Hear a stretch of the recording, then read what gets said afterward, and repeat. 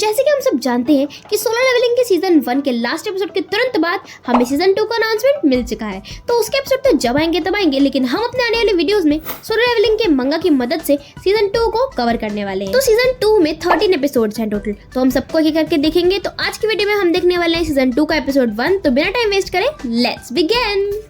तो दोस्तों एपिसोड की स्टार्टिंग होती है जिन्वू से, जिसने अपना जॉब चेंज क्वेस्ट कंप्लीट कर लिया है और अब वो डंजन से बाहर आ चुका है। तो वो घर आता है और भाई गधे घोड़े सब बेचकर सो जाता है। तभी उसका फोन बजता है और वो फोन था जिन्हा का। जैसे ही जिन्वू फोन उठाता है तो जिन्हा बहुत शॉक हो जाती है कि क्या तुम अभी तक सो रहे हो। तो फिर जिन्वू कहता है कि हाँ मैं थोड़ा सा थक गया था। तो जिन्हा उससे टाइम देखने को कहती है। तब वो नीनू पूछता है कि अच्छा वैसे टाइम क्या हो रहा है। तो वो कहती है कि 2 बज चुके हैं, जिस पर जिन्वू एकदम से उठ जाता है और जिन्हा कहती है कि तुम्हें याद नहीं है कि तुम्हें मेरे आज स्कूल आना था।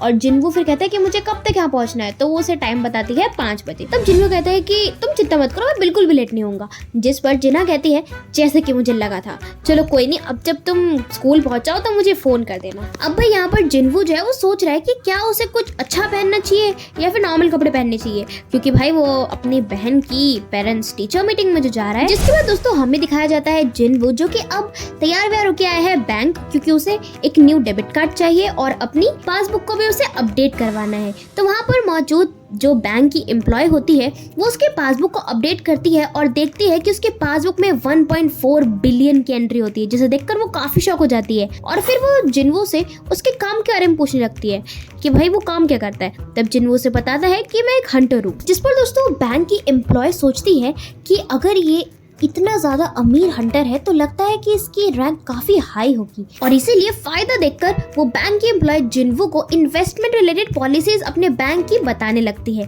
जिस पर जिन्वू उसे मना कर देता है। जिसके बाद दोस्तों हमें दिखाया जाता है स्कूल का सीन, जहाँ पर जिन्हा बहुत ज्यादा शौक है जिन्वू को देखकर, क्योंकि जिन्वू जो है वो बहुत ही ज्यादा अलग लग रहा है, लेकिन बहुत ही ज्यादा हैंडसम लग रहा है। तो जिन्वू से जिन्हा कहती है कि क्या तुम सच में जिन्वू हो? तो जिन्वू कहता है कि क्यों, इसमें अजीब क्या है। तब जिन्हा कहती है कि ओह तो क्या लोग इतना बदल सकते हैं।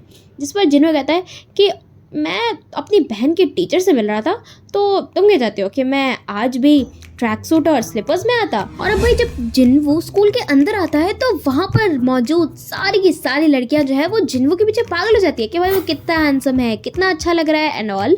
तो जिन्हा जिन्वू से चिढ़ाते हुए कहती है तुम्हारी कोई गर्लफ्रेंड तो नहीं है ना, तो फिर तुम इतनी रात में क्या कर रहे थे कल?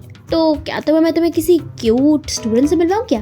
तो जिन्वू भाई इस पर उसके गाल खींचते हुए कहता है कि तुम मेरा मजाक उड़ाना बंद करो। और अब जिन्वू आ चुका है जिन्हा की टीचर के रूम में। तो जिन्हा की टीचर जिन्वू को देख के कहती है कि आपसे मिलकर अच्छा लगा, मुझे नहीं पता था कि जिन्हा का इतना कूल ब्रदर है। तो दोस्तों यहाँ पर जिन्वू सोच रहा होता है कि एक्चुअली जिन्वू ने यहीं से अपनी ग्रेजुएशन कंप्लीट की होती है, लेकिन उसने कभी इन टीचर को नहीं देखा होता। तो फिर टीचर जिन्वू से बैठने को कहती है और जिन्हा की तारीफ करते हुए कहती है कि वो उसकी बहुत अच्छी पर्सनालिटी है, वो एक अच्छी स्टूडेंट भी है, तो इसीलिए मुझे उसकी ज्यादा चिंता करने की जरूरत नहीं पड़ती और तुम्हें भी जरूरत नहीं है। और वो कहती है कि क्या तुम ये बात जानते हो कि जिन्हा जो है वो मेडिकल कॉलेज करना चाहती है। जिस पर जिन्वू कहता है कि हाँ। तो जिन्हा की टीचर कहती है कि क्योंकि जिन्हा की जो ग्रेड्स है और एकेडमिक रिपोर्ट बहुत ज्यादा अच्छी है, तो मुझे लगता है कि वो कर लेगी, तो तुम उस पर ज्यादा प्रेशर मत बनाना। तो जिन्वू कहता है कि ओके।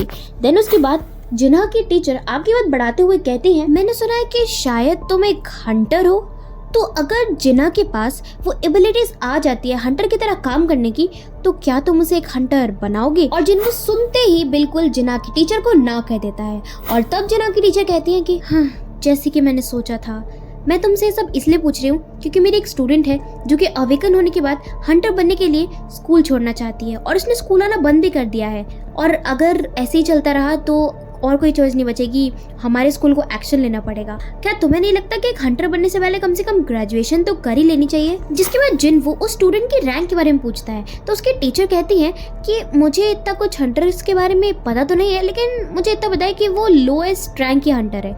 जिस पर जिन्वू सोचता है कि ई रैंक, इसका मतलब तो वो जल्द ही अपनी जिंदगी से हाथ धो बैठेगी। जिसके बाद दोस्तों जिन्हा की टीचर जिन्वू से कहती है कि अगर तुम्हें ठीक लगे तो मैं तुमसे एक फेवर चाहती हूँ, क्योंकि वो लड़की जिन्हा की दोस्त है, तो क्या तुम उससे ग्रेजुएशन करने के लिए बात कर सकते हो? उस लड़की का नाम है हान सोंगी और दोस्तों जिन्वू जो है वो काफी शॉक हो जाता है उसका नाम सुन के। जिसके बाद दोस्तों हमें दिखाया जाता है शाम का सीन एक बिल्डिंग के सामने, और हमें देखने को मिलती है वही लड़की जो जिन्वू के साथ जिन्हू के बनाए गए स्ट्राइक स्क्वाड में भी थी। उस लड़की को देखकर जिन्वू कहता है कि कोरिया काफी छोटा है, मुझे तो लगा ही था कि वो लड़की तुम ही होगी। जिस पर हान जिन्वू से कहती है कि मिस्टर आप यहाँ क्या कर रहे हैं? मेरे टीचर जिस हंटर से मुझे इंट्रोड्यूस कराना चाहते थे, क्या वो आप है? जिसके बाद दोस्तों जिन्वू अपनी और जिन्हा की एक फोटो निकालता है और उसे दिखाता है और पूछता है कि क्या ये तुम्हारी दोस्त है? जिस पर हान कहती है कि हाँ ये जिन्हा है। ओह, तो क्या आप जिन्हा के बड़े भाई हैं? वैसे मैं एक बार हॉस्पिटल उसके साथ गई थी, लेकिन मैं आपको नहीं देख पाई थी। अब मुझे पता चला कि मेरी टीचर क्यों चाहती थी कि मैं आपसे मिलूं। देखो, मुझे नहीं पता कि मेरी टीचर ने आपसे क्या कहा, आपकी उनसे क्या बात हुई, लेकिन मेरा अब वापस स्कूल जाने का कोई प्लान नहीं है और अब मैं हंटर की जॉब तो बिल्कुल भी नहीं छोड़ने वाली। जिस पर जिन्हो कहता है कि तुम एक ए रैंक हंटर हो ना, तुम्हें पता है ना कि नॉर्मल अटैक्स मॉन्स्टर पर बिल्कुल काम नहीं करेंगे और इसीलिए तुम्हें कोई मैजिक वेपन चाहिए होगा और वो तुम्हारे पास नहीं है, और अगर तुम उसे खरीदने भी जाओगे तो वो बहुत जल्दी खराब हो जाएगा और इसीलिए ये प्रॉफिटेबल बिजनेस बिल्कुल भी नहीं है। और तुम क्या सोच रहे हो कि क्या तुम बिना वेपन के लड़ने वाले हो? अब देखो, तुम ये तो बिल्कुल मत कहना कि तुमने थोड़े बहुत पैसे हमारी रेड टीम की वजह से कमा लिया है तो इसलिए तुम एक हंटर बनना चाहती हो। जिस पर हान कहती है कि आपका लेक्चर हो गया, लेकिन मिस्टर आप भी तो एक ए रैंक हंटर ही है ना। जिस पर जिन्वू कहता है कि चिंता मत करो क्योंकि यहाँ पर मैं तुम्हें हंटर बनने से रोकने नहीं आया हूँ। जिस पर हान कहती है कि तो फिर अब यहाँ क्यों आए? तब जिन्वू कहता है कि तुम्हें एक कमाल का हंटर बनाना। जिसके बाद दोस्तों हमें दिखाया जाता है एयरपोर्ट का सीन, जहाँ पर हमें देखने को मिलता है S rank hunter Huang Dongsu, जो कि फाइनली साउथ कोरिया आ चुका है, जिसे पिकअप करने के लिए दोस्तों जिनचुल आया होता है। जिसे देखकर हुआंग डोंगसू कहता है, देखो तो कौन आया है, बड़े दिन बाद मिले। आखिर कोरियन हंटर गिल्ड का वो जिनचुल यहाँ पर क्या कर रहा है? जिसपे जिनचुल कहता है कि साधारण सी बात है कि एक हंटर जो कि मॉनिटरिंग डिवीजन से है यहाँ आया है रिसीव और ऑब्जर्व करने एक एस रैंक हंटर को जो कि अभी अभी कोरिया पहुंचा है। जिसे सुनकर डोंगसू कहता है कि मॉनिटरिंग डिवीजन, इसका मतलब अभी भी तुम उस बुढ़े चेयरमैन गुनी के चमचे हो। अगर मैं तुम्हारी जगह होता तो अभी तक खुद चेयरमैन बन जाता। जिसके बाद जिनचुल डोंगसू से पूछता है कि आप और कितने दिन रुकने वाले हैं कोरिया में? जिस पर डोंगसू कहता है कि चिंता मत करो, मैं ज्यादा दिन कोरिया में नहीं रुकने वाला, एक बार बस मेरा काम खत्म हो जाए फिर मैं वापस लौट जाऊंगा। जिस पर जिनचुल कहता है कि काम, वो आदमी जो अपने देश को धोखा देकर कहीं और शिफ्ट हो गया, वो अपने देश वापस क्यों आया है? उसे क्या काम हो सकता है? क्या ये काम ई रैंक हंटर संग जिन्वू और डी रैंक हंटर योजिनो से जुड़ा है? जिस पर डोंगसू कहता है जैसा कि एक मॉनिटरिंग डिवीजन के आदमी से एक्सपेक्ट किया जा सकता है, वो चीज पूछना जो वो ऑलरेडी जानता है। तो अब जब तुम मेरे इरादों के बारे में जानते हो तो क्या तुम मुझे रोकोगे? जिस पर जिनचुल कहता है कि मैं बस अपना काम कर रहा हूँ। जिसके बाद डोंगसू कहता है मैं तुम्हें हमेशा से ही पसंद करता था। जिनचुल, क्या तुम मेरा स्कैवेंजर गिल्ड ज्वाइन करोगे? मैं तुम्हें उस बिड्ढे से ज्यादा अच्छी सर्विसेज दूंगा। दोस्तों डोंगसू की बात सुनकर जिनचुल सोचने लगता है कि S rank hunter Huang Dongsu और उसका भाई हुआंग डोंग सुक, उसने इतने सारे डंजन्स में सारे हंटर्स की जानें ली है, उसे एक प्रॉपर इन्वेस्टिगेशन इसलिए स्टार्ट नहीं कर पाए क्योंकि S rank hunter Huang Dong Su उसका भाई था। जिसके बाद दोस्तों हमें दिखाया जाता है जिन्वू और हान यानी कि जिन्हा की वो जो दोस्त थी, तो वो लोग दोस्तों मिलने आए हैं व्हाइट टाइगर गिल्ड के सेकेंड डिपार्टमेंट के चीफ यानी कि आन सांगमिन और उसके असिस्टेंट से। तो यहाँ पर आन सांगमिन ने उस लड़की को पहचान लिया था क्योंकि वो ऑलरेडी मिल चुके थे उसे वहाँ पर जिन्हों के बनाए गए स्ट्राइक स्क्वाड पर।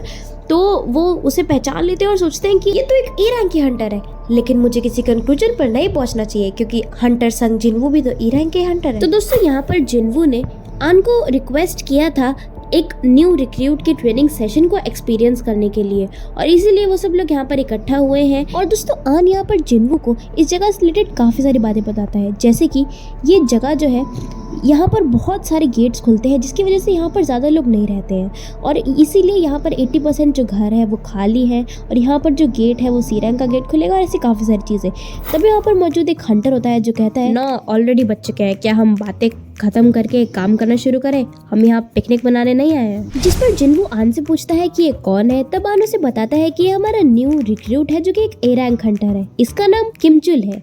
जिस पर वो बताता है कि आज की जो हमारी अटैक फोर्स है उसमें टोटल 12 लोग हैं एक ए रैंक हंटर है, 7 बी रैंक हंटर है और 4 सी रैंक के हंटर है। जिस पर जिन्वू कहता है कि सी रैंक के गेट के लिए 7 बी रैंक के हंटर और एक ए रैंक का हंटर, ये कुछ। जिस पर आन कहता है कि माना कि इनकी रैंक काफी ज्यादा है लेकिन अभी भी ये न्यू रिक्रूट्स है, तो इनके एक्सपीरियंस के लिए हमें लेकर जा रहे हैं। जिस पर पहले तो जिन्वू काफी सोचता है लेकिन फिर सोचता है कि चलो अच्छा ही है, क्योंकि अगर अंदर डंजन में हान इन सबको लड़ते देखेगी तो वो अपने आप में और इन बाकी के हंटर्स में अपने आप ही फर्क जान जाएगी। जिसके बाद हान कहती है कि आखिर हम कब एंटर करने वाले हैं इस डंजन में। जिसके बाद आन का जो असिस्टेंट होता है वो जिन्वू से कहता है कि जैसे कि हम जानते हैं कि अगर रेड में आप पार्टिसिपेट करते हैं तो ये रेड काफी इजी हो जाएगा, इसीलिए प्लीज आप बस साइड में खड़े होकर देखना। जिसके बाद दोस्तों एक एक करके सभी हंटर्स गेट में एंटर करते हैं, लेकिन एंटर करते करते जिन्वू को यहाँ पर कुछ अजीब एहसास होता है, उसे कुछ अजीब फील होने लगता है और ये फीलिंग सबको हो रही थी। तो वहाँ पर मौजूद चीफ आन और उसके असिस्टेंट को भी सेम फीलिंग होती है। वो सोच रहे होते हैं कि सी रैंक के गेट में एंटर करते हुए ऐसी फील तो नहीं होती और गेट बहुत ही जोर से मूव करने लगता है, तो ऐसा कुछ पहले तो कभी नहीं हुआ होता। तभी जिन्वू को लगता है कि यहाँ पे कुछ तो गड़बड़ है, मतलब उसे डेंजर महसूस होता है और वो बहुत जोर से चिल्लाता है अंदर जाते जाते कि चीफ आन जल्दी से मेन अटैक फोर्स को बुलाइए, और तभी वो गेट के अंदर चला जाता है। अब यहाँ पर चीफ आन और उसका जो असिस्टेंट होता है वो काफी शॉक हो जाते हैं और पैनिक हो जाते हैं कि हमें क्या करना चाहिए। तभी चीफ आन जो है वो कॉल लगाते हैं डायरेक्टली व्हाइट टाइगर गिल्ड के मास्टर यानी कि एस रैंक हंटर बेक युनहू को, और वो रेड गेट के बारे में सुन के बहुत शॉक हो जाते हैं। वो कहते हैं कि सी रैंक गेट के अंदर से एक रेड गेट कैसे ऊपर हो सकता है, अगर ऐसा सच में हुआ है तो यानी कि अब तो मुझे खुद ही आना पड़ेगा। तो अब जिन्वू और बाकी सब लोग रेड गेट से बाहर कैसे आएंगे, और अगर बाहर आ भी गए तो हंटर संग जिन्वू एस रैंक हंटर वांग डोंग सू का सामना कैसे करेगा, आखिर डोंग सू उससे बदला कैसे लेगा। तो अब जिन्वू क्या करेगा और कैसे इन सब चीजों का सामना करेगा, ये तो हम देखने वाले हैं नेक्स्ट वीडियो में। तो जब तक के लिए आप चैनल को सब्सक्राइब करें अपना, बिकॉज जल्दी इसका नेक्स्ट पार्ट आ जाएगा। तो आज के लिए बस इतना ही। तो आई होप आपको आज का वीडियो अच्छा लगा हो। तो मिलते हैं नेक्स्ट वीडियो में, तब तक के लिए बाय बाय।